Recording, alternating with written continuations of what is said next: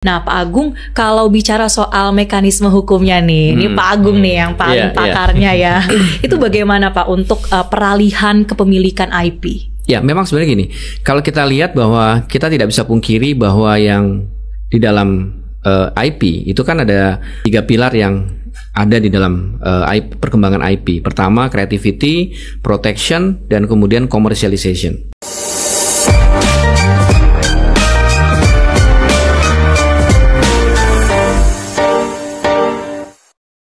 Nah, kalau kemudian bicara soal IP nih, Mas Boni yang juga mengurus begitu ya IP dari Nusa. Nah, ini bagaimana sebuah IP itu bisa dialihkan, Mas? Mungkin pernah ikut prosesnya itu bagaimana suatu IP bisa dialihkan? Ya, betul. Dan memang pada kasusnya memang Nusa itu memang saat ini sudah dialihkan. Sudah dialihkan. Ya? Nah, jadi yang tadinya memang kepemilikan ada di kami di Little Giant, sekarang memang sudah dialihkan. Gitu. Jadi itu tadi menariknya adalah mungkin ini salah satu yang orang belum banyak ya secara praktek ataupun secara teori ya bahwa ternyata IP ini bisa dialihkan. Gitu. Jujur waktu itu kita juga karena belum ada studi kasusnya, belum ada contohnya, akhirnya ya kita mungkin bisa dibilang menjadi yang pertama mungkin ya. Mungkin sudah pernah ada dialihkan, cuman yang sifatnya tuh dibeli sama pihak luar mungkin ya, gitu ya. Cuman yang untuk secara kerjasama di dalam negeri ini yang mungkin baru pertama kali gitu. Jadi memang bisa Mbak, dan kita memang ikuti prosesnya dari awal. Semua kita pastikan bahwa proses transisinya ini berjalan lancar gitu. Itu alasannya ketika IP ini dialihkan, sebuah intellectual property dialihkan dari misalnya awalnya punya Mas Boni dan juga di Little Giants. Biasanya karena apa aja, Mas? Sebenarnya banyak faktor ya, banyak faktor. Bisa jadi karena ini kita melihat potensi aja gitu loh. Misalnya apakah IP ini kita melihat potensinya bisa lebih growth di tempat barunya gitu. Karena kan IP itu sebenarnya kan kayak bayi yang kita lahirkan gitu ya. Kita lahirkan benar-benar di sketch dari awal ya. Dari awal, dari nol kita didik lah, kita rawat sampai dia besar gitu kan. Dan kita kan selalu punya tujuan ya, gimana caranya biar ini anak bayi ini bisa dia tumbuh besar dimanapun dia berada gitu kan. Nah, itulah salah satu alasan ketika kami sebagai production house yang sifatnya itu IP development gitu kan, kita paham bahwa secara kreatif kita tidak bisa hanya ibaratnya mengeksplorasi satu produk saja gitu, karena secara kreativitas kita akan tumpul gitu. Jadi kita harus tetap berkarya lagi, buat sesuatu yang baru, berpikir lagi gitu kan. Nah, sedangkan Nusa ini jangan sampai dia terbengkalai dengan adanya anak-anak yang baru yang kita produksi gitu kan. Akhirnya dia harus mendapatkan tempat yang layak untuk dia bisa tumbuh dan berkembang. Itu salah satu alasan yang kemarin akhirnya memutuskan untuk dialihkan ya, Mas. Betul, ya IP dari Nusa. Nah, Pak Agung, kalau bicara soal mekanisme hukumnya nih, ini Pak Agung nih yang paling pakarnya ya. Itu bagaimana Pak untuk peralihan kepemilikan IP? Ya, memang sebenarnya gini, kalau kita lihat bahwa kita tidak bisa pungkiri bahwa yang di dalam IP itu kan ada 3 pilar yang ada di dalam perkembangan IP. Pertama, creativity, protection, dan kemudian commercialization. Ketika dikomersialkan, dia pasti membutuhkan pihak lain untuk mengkomersialkan. Tadi kan sudah dilakukan kreativitas dan sudah dilindungi karyanya. Dan kemudian ketika komersialisasi, dia akan berhubungan atau berinteraksi dengan pihak lain untuk dapat mengembangkan lebih besar lagi. Nah, itu dimungkinkan kalau di dalam karya cipta film animasi ini, ketika dialihkan pada pihak lain, ini sebenarnya yang beralih adalah hak ekonominya, ya, hak untuk mengkomersialkan. Tapi moral right-nya atau hak moralnya tetap ada pada orang yang membuatnya. Gitu. Jadi kalau dalam rezim hak cipta itu ketika ada pengalihan, yang beralih adalah hak ekonominya. Jadi tetap bahwa orang yang mengkomersialkan tadi tidak boleh menghilangkan nama penciptanya. Apalagi kalau mau dijual terus kemudian kontennya dirubah sama dia, harus seizin dengan seizin dari yang membuat. Kalau memang nanti dia akan melakukan pengeditan ya, namanya dari tayangan sekian menit itu akan dipotong menjadi katakanlah 5 detik atau 10 detik, itu juga harus disampaikan kepada si penciptanya gitu ya. Nah, untuk kepentingan komersialisasi, film ini dibikin atau dibuat menjadi berapa bagian. Nah, itu juga aset itu perjanjian. Nah, itu boleh saja seperti itu. Nah, itu harus jelas di awal harus juga jelas ya, Pak? Di atas. Dan juga harus jelas hitung-hitungannya itu di mana komersialisasinya. Kan ketika ini dikomersialkan, terus kemudian si penciptanya bagaimana pembagian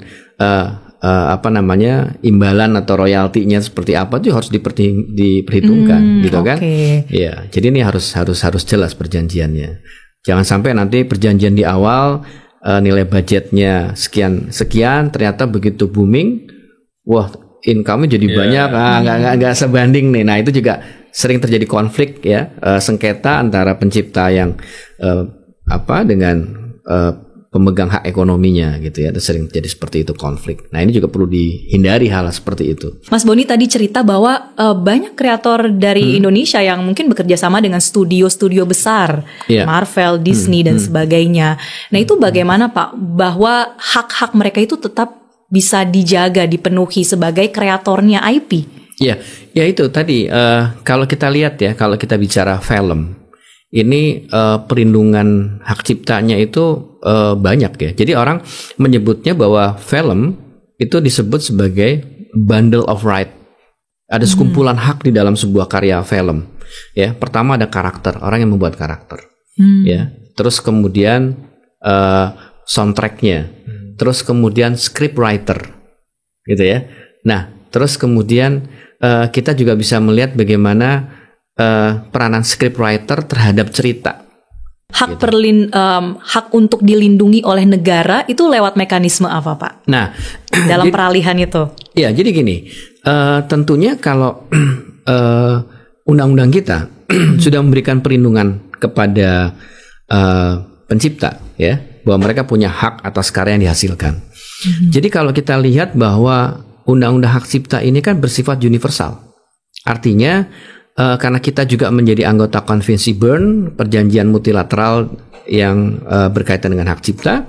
Begitu hak cipta saya pertama kali dipublikasikan di Indonesia, maka negara-negara lain, ya, sebagai anggota Konvensi Bern, itu harus mengakui bahwa ini adalah karya Mas Boni, gitu kan?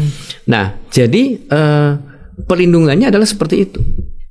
Jadi ketika karya ini digunakan oleh pihak lain tanpa izin dari Mas Boni, ketika Mas Boni ada sengketa gitu ya. Sengketa Mas Boni masih punya hak untuk menegakkan haknya, umpamanya mungkin hak ekonominya sudah dialihkan ke pihak lain. Tapi kemudian dia tetap masih punya hak, umpamanya nama Mas Boni dihilangkan di situ. Gitu kan? Atau tim kreatornya di dalam kreditnya itu dihilangkan semua, diganti dengan nama yang lain. Nah, ini tetap Mas Boni punya hak untuk dapat menegakkan hak dia. Kenapa kok namanya dia dihilangkan dari film tersebut gitu kan? Nah, kalau kasusnya tuh di luar negeri, Pak, mungkin kan ini akan ada prosedur-prosedur yang berbeda ya, yang harus diikuti, bayar lawyer mungkin di luar juga mahal. Betul. Itu bagaimana kalau kita sengketanya dengan studio di luar negeri, Pak? Iya, sebenarnya gini, secara hak dia punya hak untuk melakukan penegakan haknya, gitu kan? Tapi ya tadi kalau mau menegakkan di negara lain, ya tentunya itu sistem hukum sana yang berlaku. Artinya secara hukum hak ciptanya, secara internasional dia berhak, gitu kan? Tapi kalau bicara bagaimana prosedur penyelesaian sengketanya, setiap negara beda-beda nih. Itu yang membedakan itu saja, gitu kan? Nah, tapi kalau bicara haknya, boleh. Umpamanya dengan jalur mediasi itu mungkin lebih bisa dilakukan daripada jalur di pengadilan kan gitu ya. Jalur mediasi, kemudian melakukan pertemuan untuk bisa menyelesaikan sengketa, dialog seperti itu, gitu ya. Kalau dari Kementerian Hukum sendiri, ini bisa satu hal yang bisa dikonsultasikan sebetulnya ya, Pak ya. Betul. Sangat bisa ketemu sama Pak Agung nih nanti di sini. Nah sebelum kita beralih, Pak Agung dan Mas Boni, ini kita mengadakan polling. Kita tunjukkan ya, pertanyaannya ini adalah lebih suka film animasi mana? pilihannya ada lokal atau Indonesia, terus kedua luar negeri atau dua-duanya. Nah, ini hasilnya sebenarnya lumayan imbang ya. Iya. Mungkin thanks to Nusa juga Mas Boni ya, sehingga banyak kemudian yang respect dan juga menyukai film-film animasi dari lokal atau Indonesia. Luar negeri tentunya ini persaingan semakin ketat ya, Mas Boni ya, 34%. Tapi ya dua-duanya mungkin kalau ada film dalam negeri yang tayang film animasi juga. Nonton juga dari luar nonton juga supaya nggak ketinggalan. Ya, tapi kan kalau dari sini kelihatannya memang masyarakat Indonesia udah mencintai film animasi Indonesia. Betul. Ya kan angkanya berimbang gitu kan, berimbang artinya nggak kalah kan. Betul. Gitu. Hanya masalah supply-nya aja mungkin ya. Iya betul. Harus mengimbangi karena kan kita dibanjiri sama konten dari luar. Ya harus berimbang. Saya ke Pak Agung dulu nih. Kalau dari sisi regulasi Pak, bagaimana sih melindungi karya-karya animasi di tengah adanya AI juga? Bagaimana satu karya yang ada campur tangan AI di dalamnya itu menjadi satu hal yang sebenarnya bisa menjadi IP juga?